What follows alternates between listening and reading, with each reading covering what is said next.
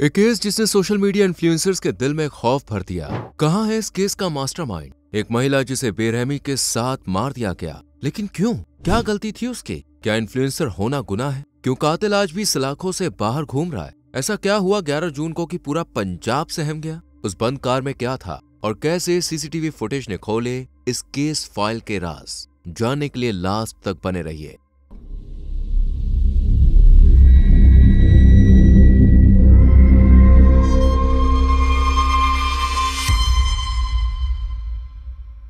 इस case file की शुरुआत होती है 11 जून 2025 से, जब पंजाब के भटिंडा बरनाला रोड पर आदेश मेडिकल कॉलेज एंड हॉस्पिटल की कार पार्किंग में खड़ी एक कार से लोगों को अजीब सी स्मेल आ रही थी। साथ ही कार में से खून भी टपक रहा था। ये नजारा देखकर पार्किंग में काम करने वाले कर्मचारियों ने तुरंत ही पुलिस को इन्फॉर्मेशन दी और थाना कैंट पुलिस भी मौके पर घटना स्थल पे पहुंच गई, जहां उन्हें कार खड़ी मिलती है। कार अंदर से लॉक थी और उसमें से बहुत गंदी स्मेल आ रही थी। जैसे तैसे पुलिस ने कार का दरवाजा खुलवाया और अंदर का नजारा देखकर उनके होश उड़ गए। कार की बैक सीट पर एक महिला की सड़ी गली बॉडी पड़ी हुई थी। बॉडी की हालत देखकर लग रहा था कि मानो किसी ने सालों से भरा हुआ गुस्सा इस महिला के ऊपर उतार दिया हो। उसे इतनी बुरी तरह से मारा गया था कि पुलिस से भी उसकी ये हालत देखी नहीं गई। इसलिए तुरंत इस मामले में अज्ञात लोग के खिलाफ केस फाइल किया गया और बॉडी को जल्द ही पोस्टमार्टम के लिए पहुंचाया गया। इस बॉडी के बारे में जैसे ही आसपास के लोगों को पता चला तो ये बात आग की तरह फैल गई। देखते ही देखते इस अज्ञात बॉडी की खबर मीडिया के गलियारों में छा गई और तब पता चला कि ये कोई आम लड़की नहीं थी, बल्कि जानी मानी सोशल मीडिया इन्फ्लुएंसर कमल कौर थी, जिन्हें लोग प्यार से कमल कौर भाभी के नाम से जानते हैं। कमल कौर सोशल मीडिया की बोल्ड, इंडिपेंडेंट और बेहद खूबसूरत इन्फ्लुएंसर्स में से एक थी। कमल कौर का असली नाम कंचन कुमारी था। वो अपनी माँ, 2 भाइयों और 2 बहनों के साथ लुधियाना के लक्ष्मण नगर में रहती थी। हालांकि उनका जन्म 4 मार्च 1996 को पंजाब के श्री मुक्तसर साहिब में कबरवाला नाम के छोटे से गांव में हुआ था। कमल का गांव बेशक छोटा था, लेकिन उनके सपने बहुत बड़े थे। कमल जैसे जैसे बड़ी हो रही थी, सोशल मीडिया उसके दिमाग में घर कर रहा था, जिसकी मदद से न जाने कितने ही लोगों ने गरीबों का दामन छोड़ अमीरों की दुनिया में एंट्री की थी। ये सब देखकर कमल कौर ने भी फैसला किया कि वो भी सोशल मीडिया इन्फ्लुएंसर बनेंगी और खूब कामयाबी हासिल करेगी। ये सोचने की देर थी कि कमल ने लाइन में बढ़ने की तैयारी भी शुरू कर दी। उन्होंने सबसे पहले इंस्टाग्राम पर अपना अकाउंट बनाया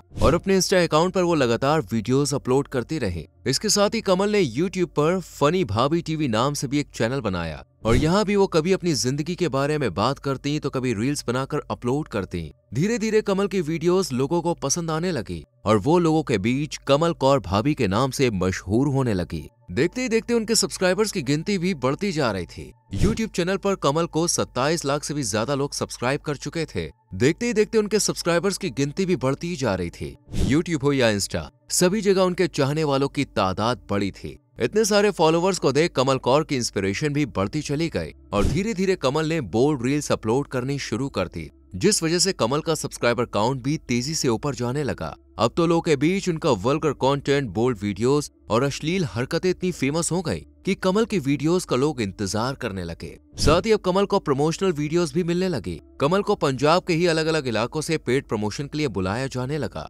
इस तरह से कमल को पॉपुलैरिटी के साथ साथ अच्छी इनकम भी मिलने लगी। इसलिए अब वो अपनी जिंदगी से बहुत ज्यादा खुश थी। वो अपने परिवार के साथ हंसी खुशी दिन गुजार रही थी। लेकिन फिर आया 9 जून 2022 का वो मनहूस दिन, जब परिवार ने कमल कौर को आखिरी बार देखा। दरअसल इस दिन 32 साल की कमल कौर को एक प्रमोशन के लिए भटिंडा जाना था। वो अपनी माँ से कहती है कि काम खत्म होते ही वो वापस लौट आएगी और घर से निकल जाती है। लेकिन ये आखिरी बार था जब माँ ने अपनी बेटी की आवाज सुनी और उसे मुस्कुराते हुए देखा था, क्योंकि इसके बाद कमल कौर घर लौटी ही नहीं। अगर कुछ आया तो वो थी कमल की बॉडी, जो 11 जून को आदेश मेडिकल कॉलेज एंड हॉस्पिटल की कार पार्किंग में मिली थी। कमल कौर की बॉडी देखकर पूरा परिवार जैसे मानो सन रह गया। माँ का रो रो कर बुरा हाल था, क्योंकि उनकी लाडली बेटी अब इस दुनिया में नहीं थी। वहीं पुलिस के सामने ये सवाल घूम रहा था कि आखिर कंचन उर्फ कमल कौर को इतनी बेरहमी के साथ किसने मारा? किसी की कमल के साथ भला क्या दुश्मनी थी? इन्हीं सब सवालों की गुत्थी सुलझाने के लिए पुलिस अस्पताल के बाहर पार्किंग एरिया में लगे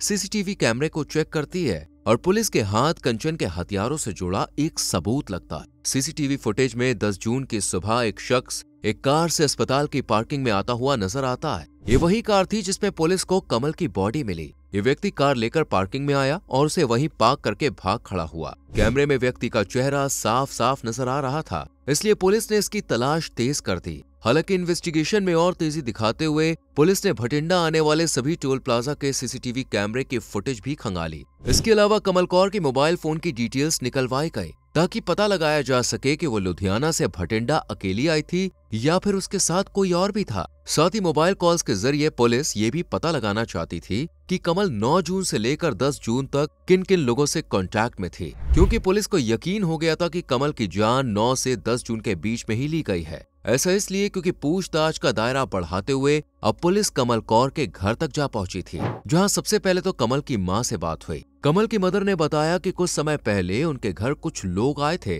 जिन्होंने कमल को अश्लील वीडियो बनाने से मना किया था और धमकी भी दी थी कि अगर उसने ये गंदी वीडियोस बनानी बंद नहीं की तो कमल के लिए अच्छा नहीं होगा। इस धमकी के बाद से पूरा परिवार सहम गया था, लेकिन कमल ने इन धमकियों पर ध्यान नहीं दिया और उसने सोशल मीडिया पर अश्लील वीडियो बनाना जारी रखा और कुछ समय बाद सब कुछ ठीक हो गया।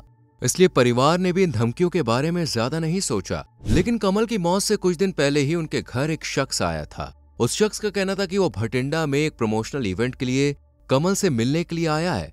हालांकि उस दिन कमल कौर अपने घर पर नहीं थी, इसलिए ये व्यक्ति अगले ही दिन एक बार फिर से कमल के घर पहुंचा। इस बार उसने कमल से बात की और इसके बाद ही कमल ने अपनी मां से कहा कि वो प्रमोशन के लिए भटिंडा जा रही है। कमल की मां के अनुसार इस व्यक्ति का नाम अमृतपाल सिंह था। यहीं से पुलिस ने अंदाजा लगाया कि हो न हो कमल को मारने के पीछे इस अमृतपाल सिंह का ही हाथ है। इसके अलावा सीसीटीवी फुटेज और अन्य सबूतों के आधार पर 2 नाम और सामने आए, पहला जसप्रीत सिंह का और दूसरा निम्रतजीत सिंह का। दोनों को जल्द ही पुलिस ने गिरफ्तार कर लिया और पूछताछ में पता चला कि ये तो सिर्फ मोहरे हैं, असली मास्टरमाइंड तो अमृतपाल सिंह मेहरू है। ये नाम हो सकता है कि आपके लिए नया हो, लेकिन पंजाब और खालिस्तान समर्थकों के बीच ये कोई नया नाम नहीं है, बल्कि पंजाब की गलियों में सोशल मीडिया इन्फ्लुएंसर और कुछ अन्य लोगों के लिए ये दहशत का दूसरा नाम बन चुका है। अमृतपाल सिंह का पूरा नाम अमृतपाल सिंह मेहरू है। इसकी उम्र 30 साल है और ये खालिस्तान समर्थक है जो मोगा जिले के मेहरू गांव का रहने वाला है।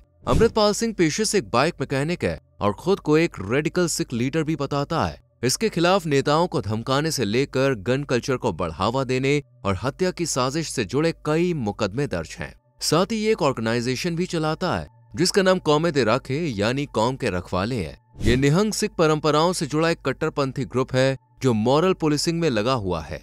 आपको बता दें, निहंग सिख योद्धाओं का एक ग्रुप भी है जिसकी पहचान है उनके नीले कपड़े, तलवार और भाले जैसे हथियार और स्टील के कॉइन से सजी हुई पगड़ी, जिसे ये हर पल सर पर सजाए हुए घूमते हैं। अमृतपाल सोशल मीडिया पर भी काफी एक्टिव है। वो इंस्टाग्राम पर 2 अकाउंट्स हैंडल करता है जिन पर उसके 3.5 लाख से 4 लाख के करीब फॉलोअर्स हैं। इसके अलावा यूट्यूब पर भी उसका एक चैनल है जिसका नाम है अमृतपाल सिंह मेहरू।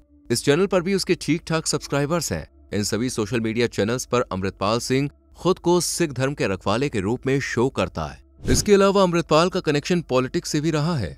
अमृतपाल को कमल कौर के वल्गर कंटेंट से परेशानी थी और न सिर्फ कमल कौर बल्कि पंजाब का कोई भी सोशल मीडिया इन्फ्लुएंसर अगर कुछ अजीबोगरीब पोस्ट करता है या वल्गर कंटेंट बनाता है तो अमृतपाल को इससे परेशानी होती है। उसका मानना है कि ये लोग पंजाबियों की संस्कृति को खराब कर रहे हैं और सिख धर्म को बदनाम कर रहे हैं। कमल कौर की मौत के बाद अमृतपाल ने बकायदा एक वीडियो सोशल मीडिया पर पोस्ट किया है जिसमें उसका कहना है कि अगर इसी तरह की अश्लील वीडियोस बनाई गई तो एक को तो हमने जान से मार दिया, उसकी बॉडी भी मिल गई, लेकिन अगली बार जरूरी नहीं है कि जो मारा जाएगा उसकी बॉडी भी मिले। उन्होंने प्यार ਨਾਲ ਸਮਝਾਇਆ ਸੀ, नहीं समझी, ਉਹਨੂੰ ਉਹਦੇ ਗੁਨਾਹਾਂ ਦੀ ਸਜ਼ਾ ਮਿਲੀ। ਪਰ ਅੱਜ ਤੋਂ ਬਾਅਦ ਪੰਜਾਬ ਦੀ ਧਰਤੀ ਦੇ ਕਿਸੇ ਦੇ ਨਾਂ ਨਾਲ ਸਿੰਘ ਕੌਰ ਲੱਗਦਾ ਤੇ ਉਹ ਮੈਂ ਵੇਖ ਲਿਆ ਨਾ ਕੋਈ ਮੈਨੂੰ वीडियो भी शो होगी, जरूरी नहीं है हर बारी डेड बॉडी भी मिले। इस तरह अमृतपाल ने कमल कौर की मौत की जिम्मेदारी ली है और कमल की मौत की एकमात्र वजह बनी उसकी अश्लील वीडियो, जिस वजह से ये केस और भी ज्यादा सुर्खियों में बना हुआ है। इसलिए अब पुलिस को अमृतपाल की तलाश है और वो कहाँ है ये जानकारी उसी के 2 गुर्गों जसप्रीत सिंह और निम्रतजीत सिंह दे सकते हैं। इसलिए पुलिस ने इन दोनों से पूछताछ की। दोनों ने बताया कि 9 जून को अमृतपाल ने कमल कौर को प्रमोशनल इवेंट के बहाने बुलाया था। इसके बाद इन लोगों ने उसे अपने कब्जे में कर लिया और फिर 10 जून को तीनों ने मिलकर कमल की जान ले ली और फिर इसी दिन आदेश हॉस्पिटल की पार्किंग में उसकी बॉडी को डंप कर दिया गया। हालांकि कमल को मारने के बाद भी इन तीनों ने छुपने की कोशिश नहीं की, बल्कि अमृतपाल सिंह के कहने पर ये दोनों उसी दिन तलवंडी साबो में पवित्र स्थान तख्त श्री दमदमा साहिब पहुंचे। दोनों ने गुरुद्वारे में माथा टेका और थोड़ी देर वहीं रुकने के बाद वहां से निकल गए। जबकि अमृतपाल की बात करें तो वो इस घटना को अंजाम देने के बाद पंजाब में रुका ही नहीं। पुलिस की माने तो वो फ्लाइट पकड़कर सीधे यूएई भाग गया। पुलिस के अनुसार 10 जून की सुबह लगभग 9:15 पर अमृतपाल अपने साथी रंजीत और एक अन्य व्यक्ति के साथ यूएई भाग गया है और वहीं से उसने सोशल मीडिया पर वीडियो अपलोड कर कमल कौर की मौत की जिम्मेदारी ली है। इधर कमल कौर की हत्या के जुर्म में अमृतपाल के खिलाफ लुकआउट नोटिस जारी किया गया है ताकि उसे जल्द से जल्द गिरफ्तार किया जा सके। वहीं अमृतपाल अभी भी बेखौफ घूम रहा है और कमल को मारने के बाद दूसरे इन्फ्लुएंसर्स को भी धमकाने का काम कर रहा है, जिनमें दीपिका लूथरा और सिमरप्रीत कौर उर्फ प्रीत जत्ती का नाम भी शामिल है। इन दोनों को ही अमृतपाल की तरफ से ईमेल के जरिए धमकी मिली है कि घर से सोच समझ के बाहर निकलना, जिस वजह से दोनों के घरों के बाहर सिक्योरिटी बढ़ा दी गई है।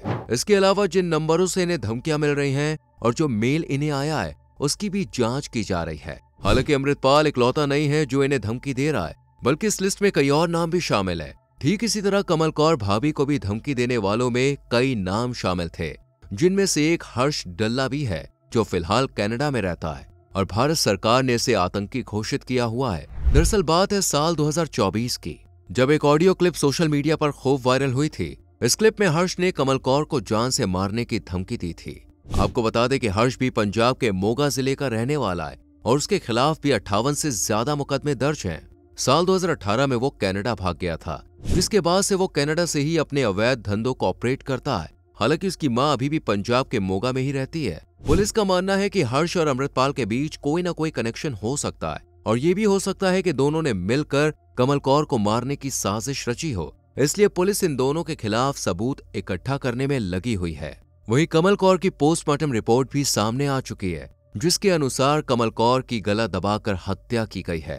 हालांकि रिपोर्ट के अनुसार उनकी बॉडी पर कई जगह गंभीर चोटों के निशान भी मिले हैं।